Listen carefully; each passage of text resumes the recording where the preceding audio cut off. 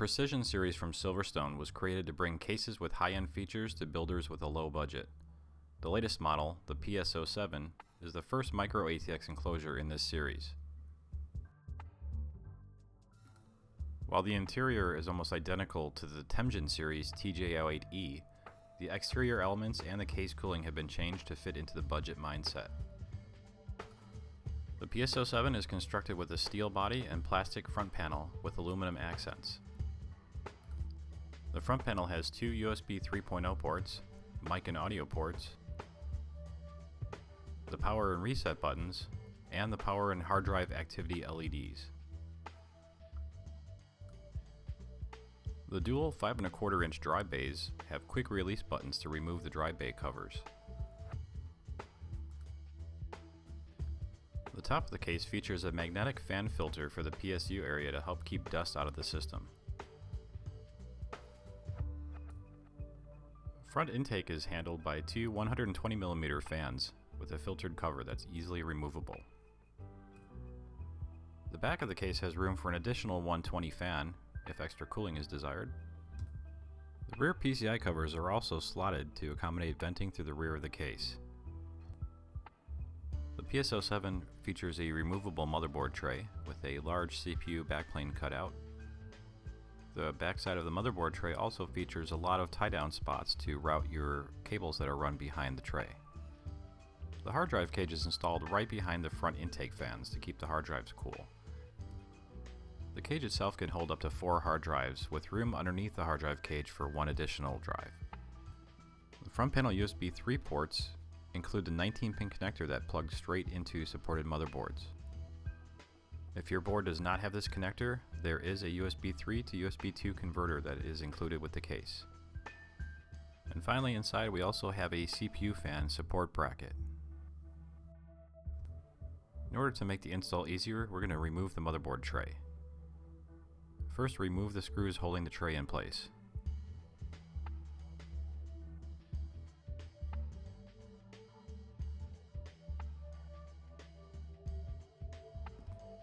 Pull the tray slightly to the right and it pops right out.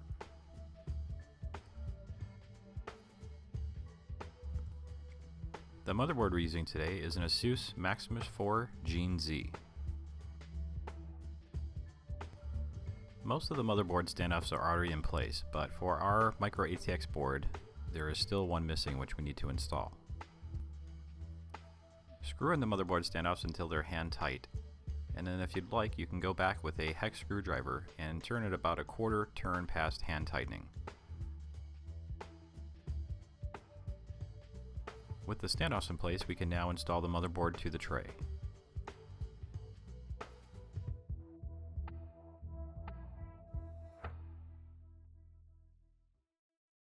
For this quick look, we have installed the CPU, CPU cooler, and memory ahead of time. Now, we have demonstrated this in other videos. You can check back on some of our older ones if you'd like to see how this is done. But right now, let me tell you a little bit about the parts that I have installed on here. The CPU we have installed is an Intel Core i7-2600K, and we're using the stock cooler with this one. For the memory, I have installed 8GB of Corsair Vengeance Low Profile, which is DDR3 1600. And finally, for storage, we have a Corsair 120GB solid-state drive. To start the build, I'm going to first remove the top cover so we have easy access to the CD drive and the power supply. I'm also going to remove the hard drive cage.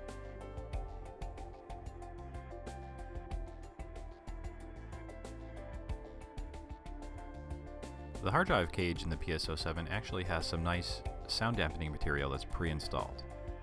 Since we're using an SSD today, we really don't have to worry too much about that because there's no moving parts, but it's nice to have it available. The Corsair SSD actually came with a drive converter tray to allow us to install this into a 3.5-inch drive bay opening. For optical drive duties, we picked a Samsung SHS223. The drive just slides into the front of the case opening.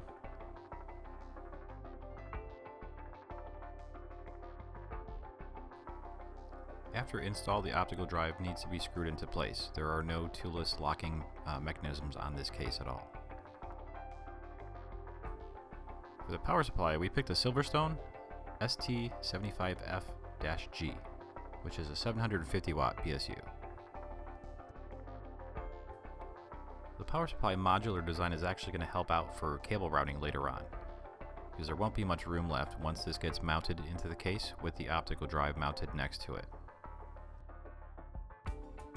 Power supply is fairly easy to install in this case. You do have to drop it in on an angle to get it to see properly, and then secure it in the back with the 4 case screws.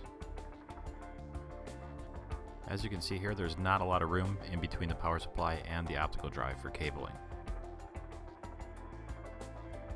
Now we're ready to install the board into the case.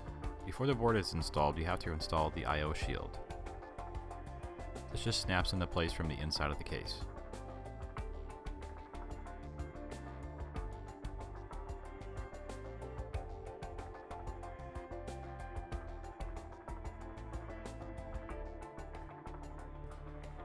The motherboard tray just drops in and slides right into place.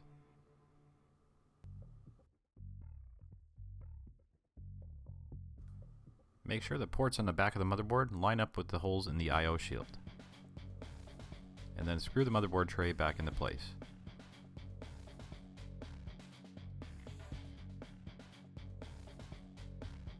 Next, we'll plug in our case fans.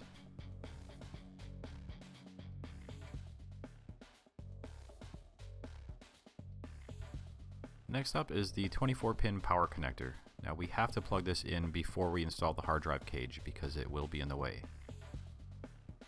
Just push it in until it snaps into place.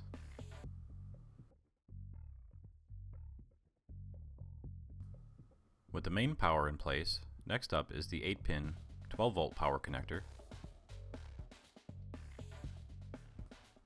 Next, I'll install my SATA data connectors.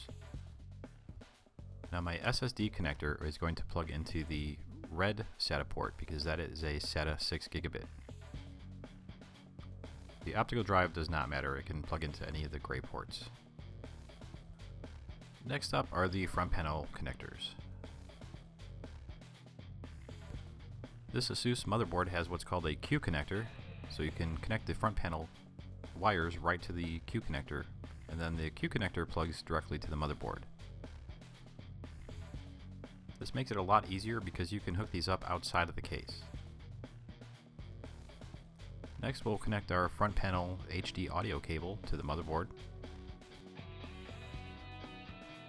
And finally, we have the 19-pin connector for our front panel USB 3 ports. Now, our motherboard does have this connector, so this will plug straight into the motherboard. The case wiring is almost finished. All I had to do was connect all of our power cables to the power supply coming from the other devices. As you can see, it is quite cramped in here.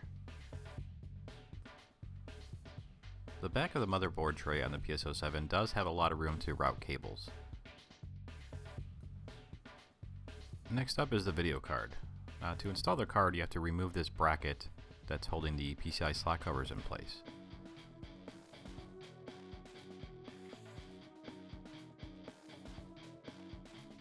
The card we're installing today is an EVGA GTX 570.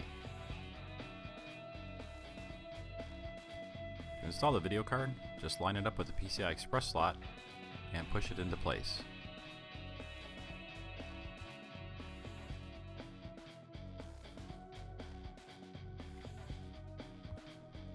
With the card in place, you can now secure it with the 2 case screws. Finally, the slot cover bracket must be reinstalled. With the components in place, we can now reinstall the hard drive cage. Just slide it into place, then secure it with the 2 case screws.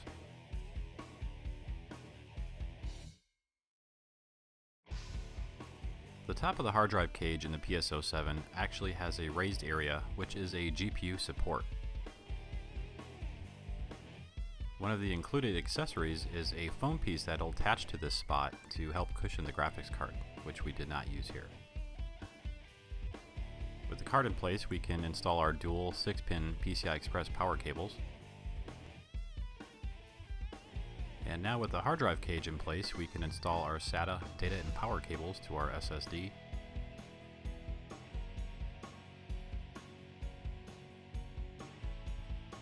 And here's a look at the final build. Now the layout for the PS07 might look a little bit strange because the motherboard is inserted upside down. Now the main reason for this design is so that the CPU area is directly in line with the front intake fans. Overall, the interior of the PS07 was fairly easy to work with. We were able to pack some pretty high-end components into a case that does not take up that much room. The only thing left to do now is to reinstall the top cover and both of our side panels.